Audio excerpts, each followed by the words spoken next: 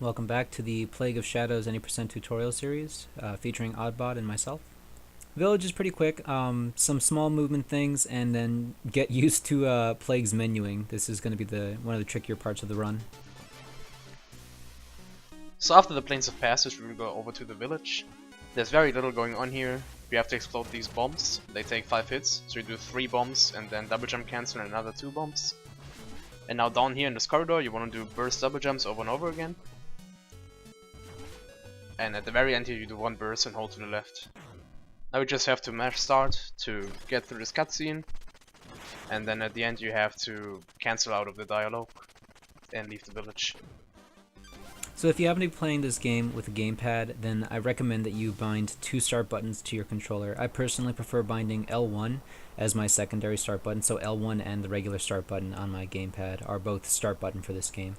Be charging a burst as you enter the village, and this way you can tap L1 while still holding your burst. It won't be uncomfortable for your hand to do this. So tap L1 to skip Farrell's text and immediately burst to the left. You want to do a burst jump, and this way you'll land really quickly while still getting the full benefit of your first burst speed.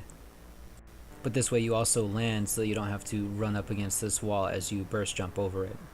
Get on the other side of the building with another burst and then chuck 3 bombs. Use your jump to immediately cancel the recovery animation of chucking 3 bombs, and then chuck 2 more bombs immediately afterwards. Start charging a burst after your 5th bomb. Jump over the ledge to make your way to the right side of the building so that you can enter the now destroyed farmer's house. And just as OddBod said, while you're down here in the sewer, you just want to try and get the most out of your burst jumps. It would not be that much slower, if at all, to run along the water, but once you're on dry land again, you want to make sure you get as much hang time out of your burst jump as possible.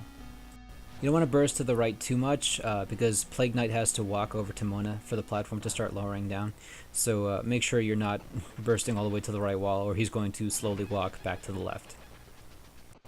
Now for the menuing on here, you actually need to skip Plague Knight's talking, skip Mona's talking, and then once Mona has finished talking, she'll open up a menu for you to either shop, hand her cipher coins, or leave. So it's going to be start, start, start, start, start, and then left.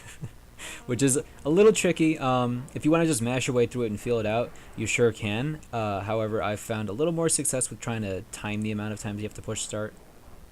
So that'll wrap things up for the village, and next we'll be talking about Pridemore Keep. Until then, take care. Thank you for watching.